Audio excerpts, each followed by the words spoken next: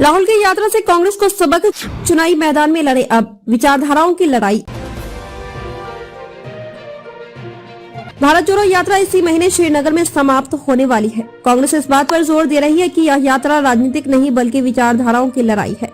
यहाँ तक कि राहुल गांधी भी जोर देकर कहते रहे कि यह भाजपा आरएसएस के साथ एक वैचारिक लड़ाई है। भारत जोड़ो यात्रा इसी महीने श्रीनगर में समाप्त होने वाली है। कांग्रेस इस बात पर जोर दे रही है कि इस यात्रा राजनीतिक नहीं बल्कि विचारधाराओं की लड़ाई है। यहाँ तक कि राहुल गांधी भी जोर देकर कहते रहे कि यह भाजपा आरएसएस के साथ एक वैचारिक लड़ाई है।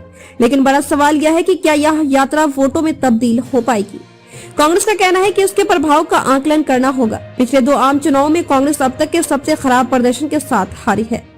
पार्टी महासचिव जयराम रमेश ने गुरुवार को कहा है कि विभाजनकारी विचारधारा से मुकाबला करने और सद्भाव बनाने के लिए भारत जोड़ो यात्रा निकाली गई थी और यह चुनाव जीतने वाली यात्रा नहीं थी।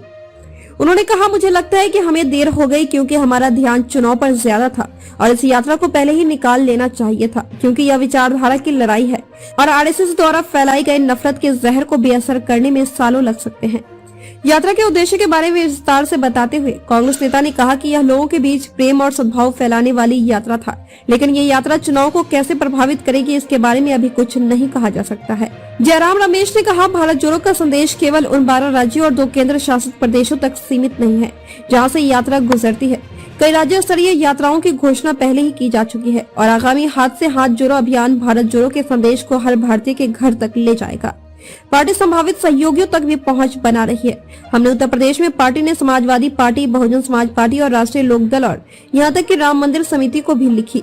हालांकि कोई भी नेता यात्रा में शामिल नहीं हुआ, लेकिन रालोद और किसान संगठनों के कार्यकर्ताओं ने कांग्रेस नेता राहुल गांधी को अपना समर्थन दिया और पश्चिमी उत्तर प्रदेश में उनकी भारत जोड़ो यात्रा में भाग लिया।